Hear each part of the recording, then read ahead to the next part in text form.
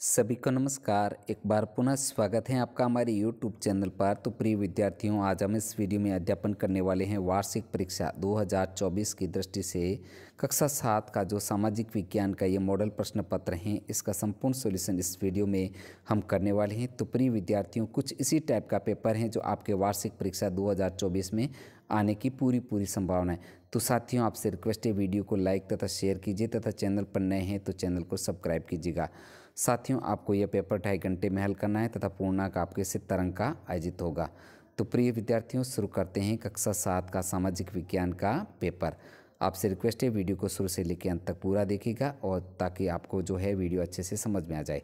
तो यहाँ पर 1 नंबर प्रश्न को देखते हैं। मानचित्रकार वह व्यक्ति है जो बनाता है। तो मानचित्रकार कौन सा व्यक्ति होता है? जो नक्शे बनाता है वो मानचित्रकार होता है। सही उत्तर होगा आ। अगला है 2 नंबर, अकबरनामा जिसके द्वारा लिखा गया है। तो अकबरनामा जो है अबुल फजल के द्वारा लिखा गया। नेक्स्ट है प्रश्न संख्या 3, सार्वजनिक स्वास्थ्य सेवाएं कौन चलाता है? तो सार्वजनिक स्वास्थ्य सेवाएं जो सरकार चलाती हैं। नेक्स्ट है प्रश्न संख्या 4, रमाबाई को पंडित कहते थे क्योंकि वह विदुषी थी। किसकी थी? संस्कृत भाषा की विदुषी थी। अगला है 5 नंबर प्रश्न, राज्य के लिए कानून बनाने वाली संस्था है। तो राज्य के लिए जो कानून बनाने वाली संस्था है जो विधानसभा है। आगे है प्रश्न, निम्नलिखित में से कौन सा पर्यावरण का प्राकृतिक घटक है? तो पर्यावरण का जो प्राकृतिक घटक कौन सा है? घर, सड़कें, पहाड़, वायुयान। तो प्रिय विद्यार्थियों, ध्यान रखना, इसका जो है सही उत्तर कौन सा होगा? पहाड़ है जो पर्यावरण के प्राकृतिक घटक हैं। नेक्स्ट आगे 7 नंबर प्रश्न है जो, निम्नलिखित में से कौन सी गैस वायुमंडल में सबसे अधिक मात्रा में पाई जाती हैं? तो यहाँ पर जो नाइट्रोजन गैस है जो सबसे अधिक मात्रा में पाई जाती है, 78% जो है नाइट्रोजन गैस वायुमंडल में पाई जाती है। अगला प्रश्न है जो, विश्व जल दिवस मनाया जाता है। तो विश्व जल दिवस है जो 22 मार्च को मनाया जाता है। आगे है प्रश्न संख्या 9, आज़ादी से पहले राजस्थान में कौन सी कुप्रथाएं थी? तो यहाँ पर आंसर होगा उपरोक्त सभी, क्योंकि सती प्रथा, डाकन प्रथा, बाल विवाह सभी प्रथाएं प्रचलित थी। नेक्स्ट प्रश्न है 26 जनवरी 1950 के दिन संविधान जो है लागू हुआ था। इस प्रकार ये अबसद के क्वेश्चन हमने हल किए। आगे है रिक्त स्थानों से संबंधित प्रश्न हम देख लेते हैं। तो यहाँ पर जो है कुछ शब्द दे रखे हैं, इनको आपको रिक्त स्थानों में भरने से संबंधित जो है क्वेश्चन आएगा। तो यहाँ पर हम देखते हैं 11 नंबर है, संविधान दिवस 26 नवंबर को मनाया जाता है। रिक्त स्थान में 26 नवंबर आएगा। 13 वर्ष की आयु में अकबर जो है सम्राट बना। हम्पी विजयनगर साम्राज्य की राजधानी थी। शंकराचार्य अद्वैत के समर्थक थे। भारतीय संविधान के अनुसार सभी लोग समान हैं। जब सरकार मीडिया पर नियंत्रण कर लेती है उसे सेंसरशिप कहते हैं। और पृथ्वी का सबसे आंतरिक भाग है जो क्रोड होता है। नेक्स्ट आगे है जो, सवाना घास के मैदान अफ्रीका में पाए जाते हैं। वर्तमान में भीलवाड़ा को वस्त्र नगरी के नाम से जाना जाता है। राजस्थान में खेजड़ी को कल्पवृक्ष के समान माना गया है। नेक्स्ट आगे देखते हैं, कलहण ने राजतरंगिणी नामक ग्रंथ की रचना की। साथियों, ये सत्य और असत्य से संबंधित प्रश्न हैं, तो इसका जो है एकदम सत्य है। 22 नंबर, भारत में मुगल साम्राज्य का संस्थापक बाबर था। यह कथन भी एकदम सत्य है। काबुल हाथियों के व्यापार का मुख्य केंद्र था। यह कथन भी एकदम सत्य है। भारत एक लोकतांत्रिक देश है। यह कथन भी एकदम सत्य है। टीवी और रेडियो मीडिया के अंग है। यह कथन भी साथियों एकदम सत्य है। अगला है, ऑक्सीजन वायु में सर्वाधिक पाई जाने वाली गैस है। यह कथन असत्य है। नेक्स्ट आगे है जो, महासागरों में अधिकांश नमक सोडियम क्लोराइड होता है। यह कथन सत्य है, आपको सत्य लिखना है। नेक्स्ट है आगे, शंकुधारी वन में कंटीली झाड़ियाँ पाई जाती हैं। यह कथन असत्य है।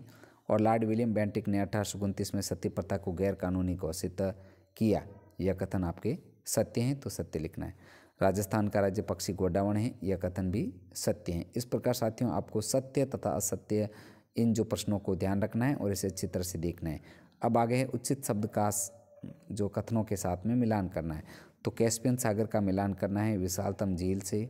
ज्वार भाटा, जल में अत्यधिक उतार चढ़ाव। लेब्राडोर महासागरीय धाराएँ, शीत जल धाराएँ।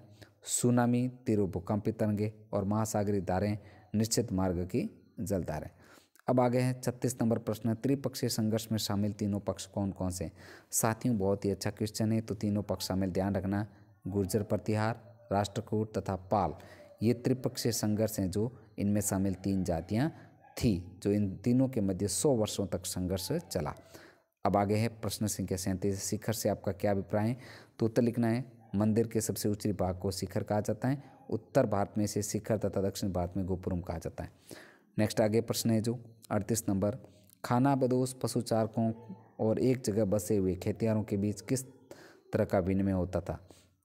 तो उत्तर आपको लिखना है, खानाबदोश पशुचारकों अनाज, कपड़ा, बर्तन और अन्य उत्पादकों के लिए एक जगह बसे हुए खेतीकारों के साथ पशुचारण जैसे ऊन, घी आदि का विनिमय होता था।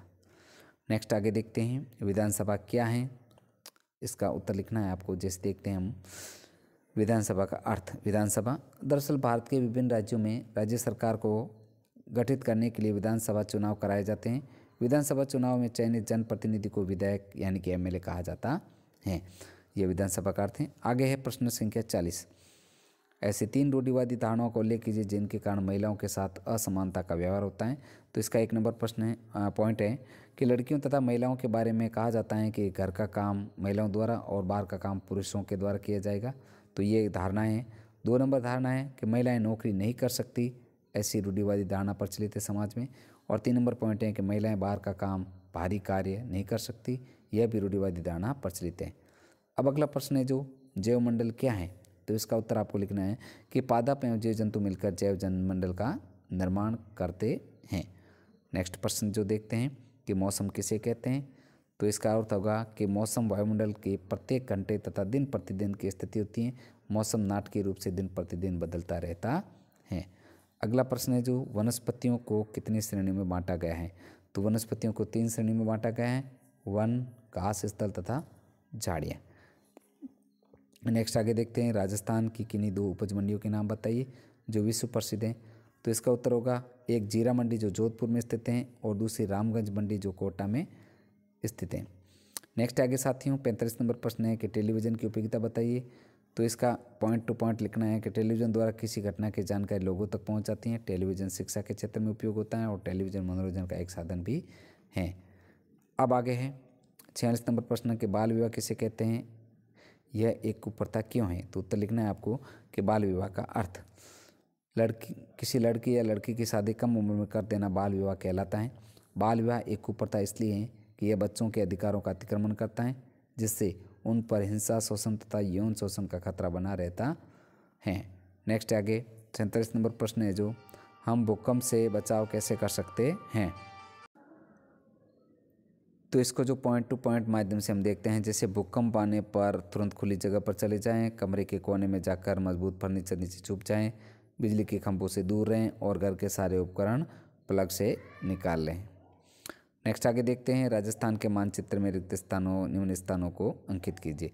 तो यहाँ पर जो है जैसे जैसलमेर, हनुमानगढ़, झालावाड़, भीलवाड़ा, उदयपुर। तो यहाँ पर जैसलमेर है, यहाँ पर हनुमानगढ़ है, यहाँ पर भीलवाड़ा है, उदयपुर है और झालावाड़ है। इस प्रकार आपको जो राजस्थान के मानचित्र में इनको अंकित करना है। तो प्रिय विद्यार्थियों, इस प्रकार हमने जो है इस वीडियो में कक्षा 7 का जो सामाजिक विज्ञान का जो वार्षिक परीक्षा का पेपर है, इसका संपूर्ण सॉल्यूशन इस प्रकार किया है। साथियों, आपसे रिक्वेस्ट है वीडियो को लाइक तथा शेयर कीजिए तथा चैनल पर नए हैं तो चैनल को सब्सक्राइब जरूर कीजिएगा। प्रिय विद्यार्थियों, साथियों, आपको जो है कुछ इसी टाइप का जो पेपर आने की संभावना है। तो साथियों, बने रहे हमारे चैनल पर। मिलते हैं नेक्स्ट अगले जो मॉडल प्रश्न पत्र के साथ में। वीडियो देखने के लिए आपका दिल से धन्यवाद।